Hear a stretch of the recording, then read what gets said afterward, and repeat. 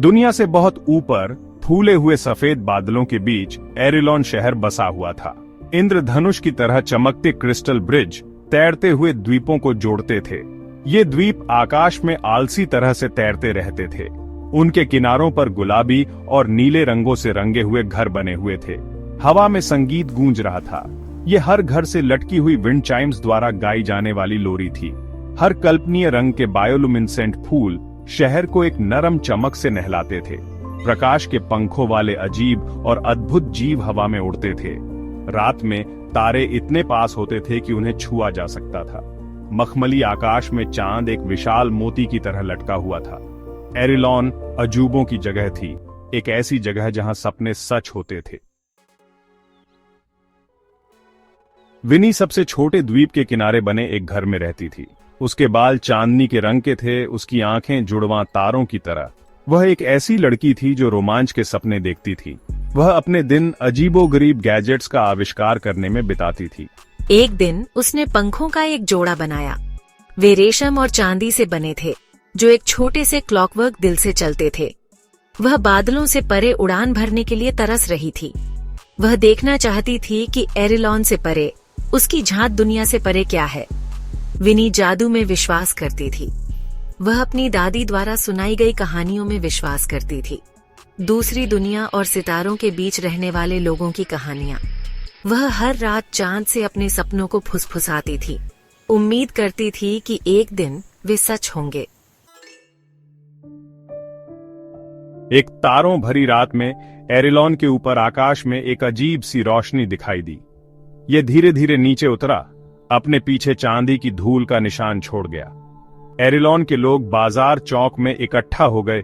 उनके चेहरों पर विस्मय और भय का मिश्रण था। प्रकाश चौक के केंद्र में धीरे से उतरा और धूल जम गई और एक युवक प्रकट हुआ। उसकी आंखें गोधूली आकाश के रंग की थीं और बाल सुनहरे धागे की तरह थे। उसने ऐसे कपड़े पहने थे जो स्टारडस्ट की तरह चमकते थे।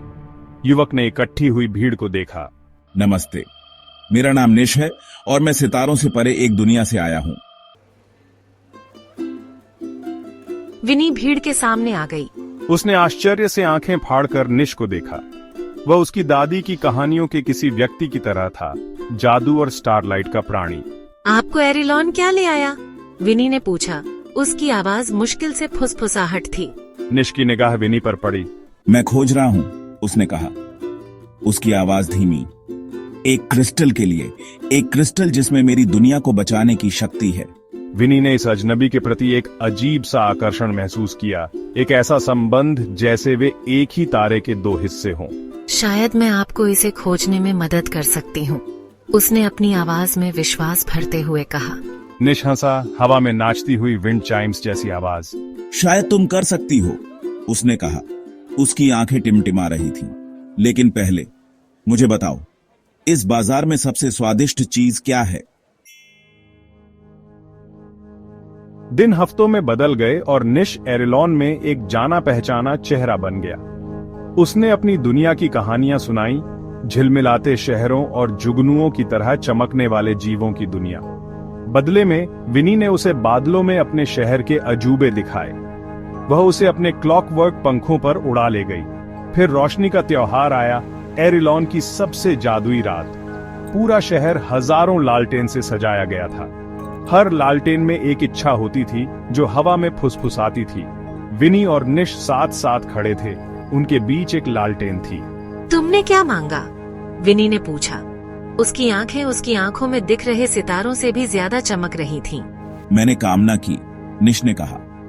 संगीत और हंसी के ऊपर उसकी आवाज मुश्किल से सुनाई दे रही थी कि मैं यहां हमेशा के लिए रह सकूं। जैसे ही आखिरी लालटेन रात के आकाश में बह गई, एरिलॉन पर एक साया पड़ गया।